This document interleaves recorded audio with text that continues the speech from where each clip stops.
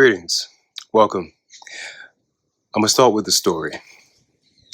I had a client, spoke to the first time, and during this conversation, she went on to tell me all of the male partners that she had been with.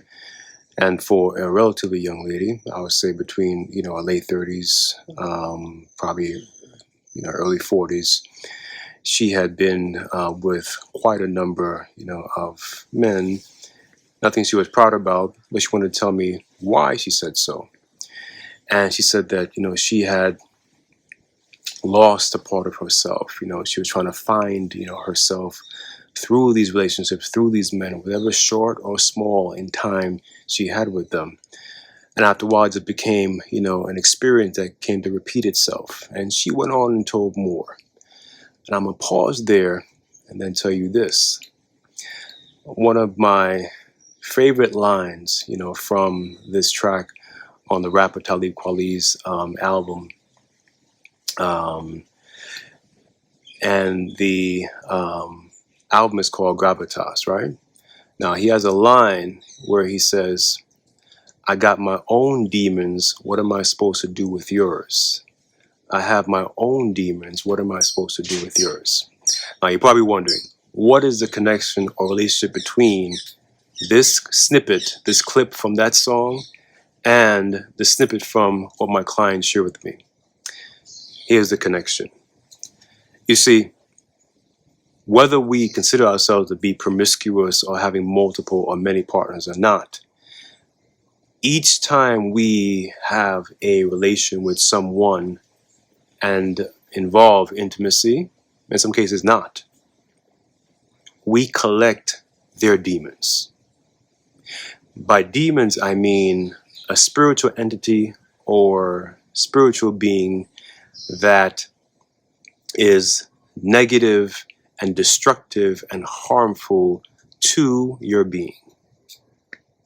And so, I have my own demons. What am I supposed to do with yours? And for each male partner that this client collected over the years, she would collect the demons from that person. And guess what? If person number 3 had, 15, 20, 30, partners, intimate partners in his experiences, and those persons, have their own demons, that is one or multiple, and usually they ride together, so essentially it becomes a set. Then the 30 or so demons that travel with him is now traveling with her, for whom he had intimate encounter with. And you can see how over the years these demons not only multiply, they essentially become calcified. They become thick and dense to the point where it became essentially its own show, its own cycle for her, where each time she could not realize how she got into, and certainly what happened when she left that relationship with that person, whether it's for a moment, for a night, for a week, for a month, or for a year or more, she was collecting a whole cast members, right? In fact, forget cast, a whole village of demons. And those demons, of course, began to govern, manage her life, her thoughts, her decision making. And that's why it became essentially this cycle of finding herself with new partners frequently to collect more demons, because of course demons like to be in the company of demons. Just like thieves will congregate with other thieves, and criminals congregate with other criminals. And so these entities share that same characteristic. Now you're probably wondering, where did this start? I'll tell you very quickly. Children are born innocent. Children are born pure. In this sense, they do not come with demons or negative spirits. They are born, however, with a positive or productive spiritual force with them. In fact, each of us, each and every one of us are born with a spiritual force, whether we recognize it, acknowledge it, or believe it or not. And that spiritual force is placed with us to guide us through this squid game called life. And however, that child, as it grows, it learns something called fear. Who's get it from? The adults in their life, their parents, their godparents, if they have any, grandparents, if they have any alive, other adult members, their teachers, all the adult authority figures in their life begin to instill this thing called fear. And what is fear? If you checked out my previous videos, if you haven't, you can do so. Fear is the DNA, right? It is the life force of demons. It is also the nutrient or food that the demons feed on. So essentially they're of fear and they consume fear. So the more you fear, the more they get bigger, the more you get larger. And by fear, I mean this. Fear of being caught in a lie. Fear of being caught stealing something or take something that you didn't ask for or with permission. Fear of adult figures in authority. Fear of speaking. Fear of quitting that job. Fear of telling your parents news that you think they don't want to hear, they don't understand. All of these and much more is that set of fear that from childhood we essentially begin to what? Mold, craft, and create our own demon. And at some point in that client's life, in my life, in your life, that demon becomes what? A greater force, never more than your spiritual force that you're born with. But effectively, that demonic force, that negative force, their voice is louder. So when that spiritual force that you're given at birth, actually before birth, but certainly at birth, that was assigned to you for the rest of your human existence by the Almighty, by God, that force is there to what? Guide you, look out for you, right? Provide some type of barrier or shield, some type of warning system, essentially a spiritual immune system. That voice from that force you no longer hear clearly or hear at all. Is drowned out by what? That other force that you've created. So by teenage years, by early 20s, that force begins to what? Speak to you as if it were your own thoughts. So your own thoughts become what? Indiscriminable.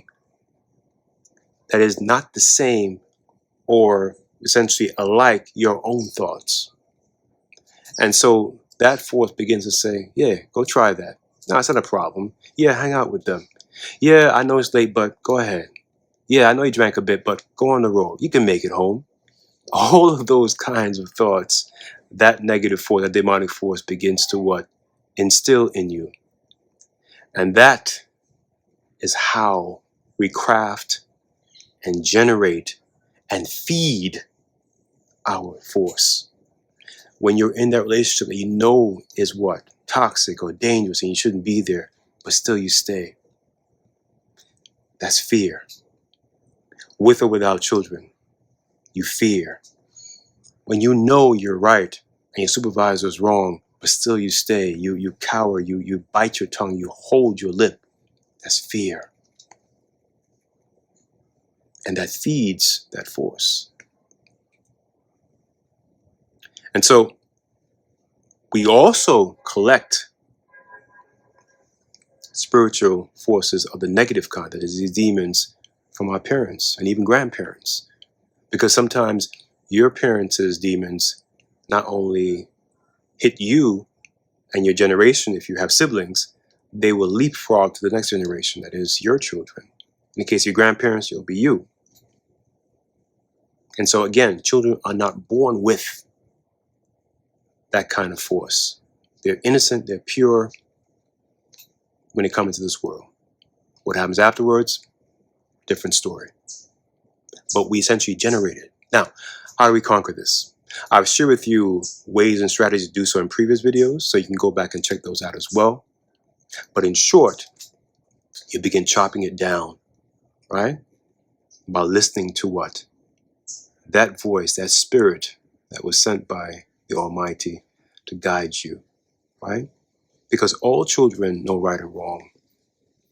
There was a study done by this university and was captured on 60 Minutes, which is a show that comes on CBS, Channel 2, for those of you in the United States. And in this episode, it came out maybe a decade ago and change. And the point of this, episode in the study was to test the theory: do children, that is, young children, 4, 5, 6, 7 years old or less, actually even newborns, do they have morality? Do they know right from wrong? Studies concluded that yes, they do. So we are born without the study, but the study adds some cachet to, your conviction, if that was your belief. Children are born with right or wrong. They're born with that instinct. They're born with that spirit of God that tells them what is right or wrong, which way to go, which way not to go. And children are also born without fear, which means they're not born with the ingredients to brew their own demons. Adults give them that. Life gives them that. People around them give them that. And so how do you deal with that as an adult? You begin to what? Listen to that voice, that spirit, right, to guide you. When you're about to have one more drink, when you're about to have one more smoke, when you're about to say, let me get on the road, when you know you're not stable in your mind, get an Uber, get a cab, get a friend. When you are in that place, when you want to make that call to have that certain someone come over because you want to be intimate with them, but you don't care or love that person, don't make that call. Put the phone down. Click. Even if it starts to ring, hang it up. That spirit and voice provided by the Almighty is there telling you. And the more you listen to that and less to the other, you begin to what? Chop it down to size. And before you know it, like yours truly, because I have my own as well, right? It becomes less of a bothersome, less of a nuisance, less of a controller over your life. And that's how you reclaim your life back. And that's how you not only reclaim your life, you also spare your children and your children's children from inheriting your demons. Please drop your questions and comments below. Until next time, stay well.